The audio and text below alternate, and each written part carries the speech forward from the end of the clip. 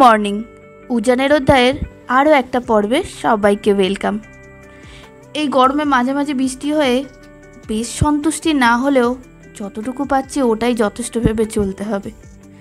আর বৃষ্টি হলেই জামা কাপড়টা বড্ড বেশি জমে যায়, কখনো না শুকিয়ে কখনো না কেচে। তবে আমার ঘর বেশিরভাগ সময়ই আগোছালো হয়ে থাকে। যতটুকু পরিষ্কার না করলে নয় ততটুকুই করি, কারণ এই সব কাজের থেকে উজানকে বেশি সময় দেওয়াটাই জরুরি বলে আমি মনে করি। উজান আবার ডাস্টিং করতে ভীষণ পছন্দ করে। মাঝে মাঝে ঠাম্মির ঘরে নিচেতেও ডাস্টিং করতে শুরু করে দেয়, কারণ ওই কলিংয়ের স্প্রেটা বের করতেও ওর খুব ভালো লাগে। পারলে তো পুরো বোতলটাই শেষ করে দেয়। আর আজকে আমাকে সাহায্য করার কারণটা হলো স্কুল ছুটি পড়ে গেছে, মামার বাড়ি যাবে। কখন যাব বলে মাথাটাই আমার খারাপ করে দিচ্ছে। তো আমি বলেছি আমার কাজ শেষ হলে তারপর, আজ যদি না হয় কাজ শেষ তাহলে কাল যাব। শুনে বলে আচ্ছা ঠিক আছে, আমাকে দাও, আমি একটু সাহায্য করে দিচ্ছি তোমাকে। মোটামুটি ওদিকে সব কাজই শেষ। বেলা তো বেশ অনেকটাই হয়েছে, 12টা বাজছে। এবার ব্যাগটাও টুক করে গুছিয়ে নিই। এই যে এটা একটা নাইট স্যুট ননির জন্য নিয়েছি। ননি মানে আমার ভাইজি। মা এর আগের বারে যখন একবার এসেছিল ওর জন্য একটা ফুল প্যান্ট কিনে নিয়ে গেছিলো, কিন্তু প্যান্টটা ছোট হয়েছিল। তো প্যান্টটা পাল্টাতে গিয়ে দেখি ওই রকম ধরনের কোনো প্যান্টই পাওয়া যাচ্ছে না। তো তখন উজানের জন্য একটা নাইট স্যুট নিলাম বলে ভাবলাম ঠিক আছে ওর জন্যও একটা নাইট স্যুট নিয়ে নিই। বেশি তো জামা কাপড় নেওয়ার নেই, উজানেরই সব জামা কাপড়, আমার দু একটা হলেই হলো। আর এই যে এই সব জিনিসপত্রগুলো উজান কাল কিনেছে। এই যে ওর দিদির জন্য জেলি কিনেছে, আইবল চকলেট কিনেছে, মাসবেলো কিনেছে।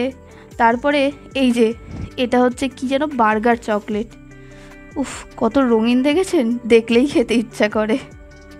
আমিও অবশ্য দুটো জিনিস কিনেছি, দাঁড়ান দেখাচ্ছি।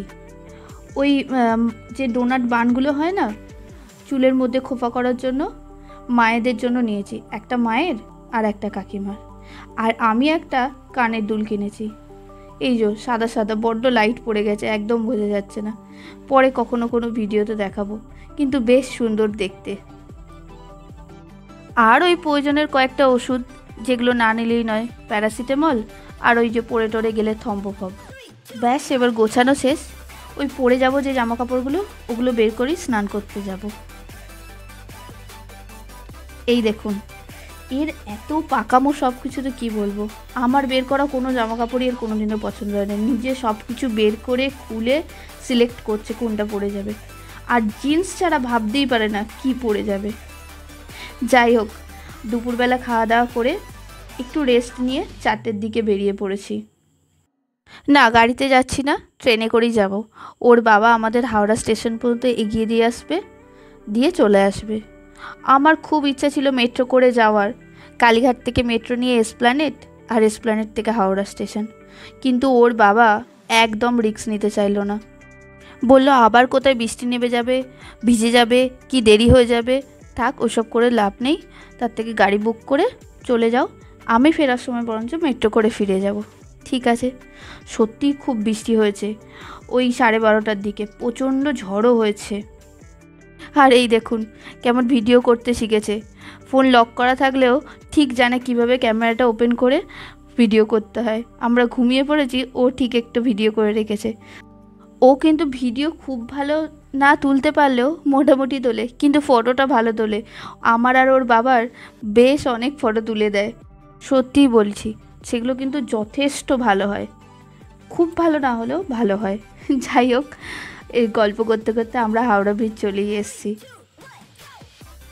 এই যে মামার বাড়ি গেলেই বারবার হাওড়া ব্রিজ আসতে হয়, আর গ্রামের বাড়ি গেলেই বারবার সেকেন্ড ব্রিজ পার হতে হয়। এইটা দেখে দেখে উজান কিন্তু ব্রিজ শিখে গেছে, কোনটা হাওড়া ব্রিজ আর কোনটা সেকেন্ড ব্রিজ। জানেন তো, আবার সুন্দর আকাশ দেখলেই আমি বড্ড দুর্বল হয়ে পড়ি। এটা আমরা ট্রেনে করে যাচ্ছি। এই ট্রেনটা ছিল গ্যালোপিন ট্রেন।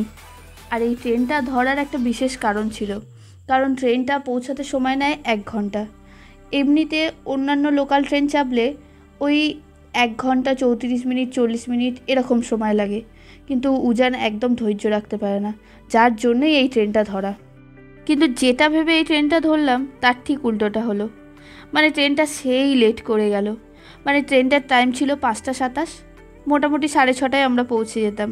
তার জায়গায় ট্রেন পৌঁছালো 7টা স্টেশনে। যাই হোক, অন্ধকার নেমে গেল, তাতে কোনো অসুবিধা নেই। কি সুন্দর লাগছে তার জোনাকির মতন লাইটগুলো। এইবারে অবশ্য স্টেশনে আমার পিসির ছেলে উদয় দাদা সেই অপেক্ষা করছিল, সেই আমাদের নিতে এসেছিল।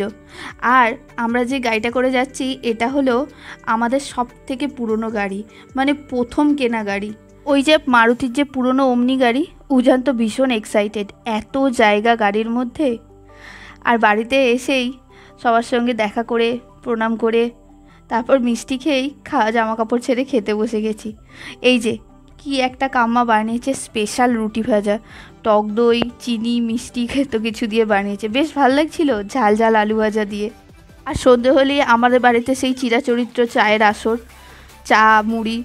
এদিকে ঠাম্মিকে কাঠি ভাজা এনে দিয়েছি, খেতে ভালোবাসে, ঠাম্মি কাঠি ভাজা নিয়ে বসেছে, দাদুও খেয়েছে অল্প।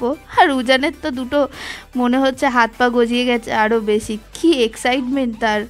আর এই যে দিদিকে এসে চকলেটগুলো দিয়েছে, তারও বেশ পছন্দ হয়েছে, এত সুন্দর চকলেটটা দেখে সে আর থাকতে পারেনি।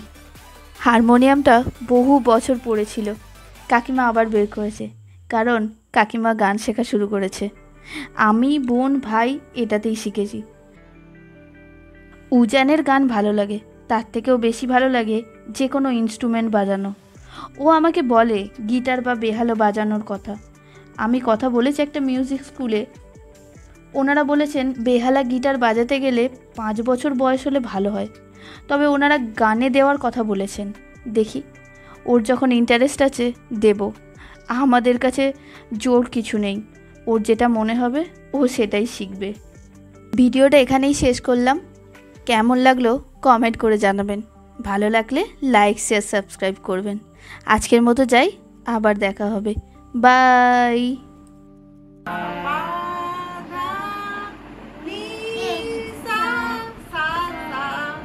Sa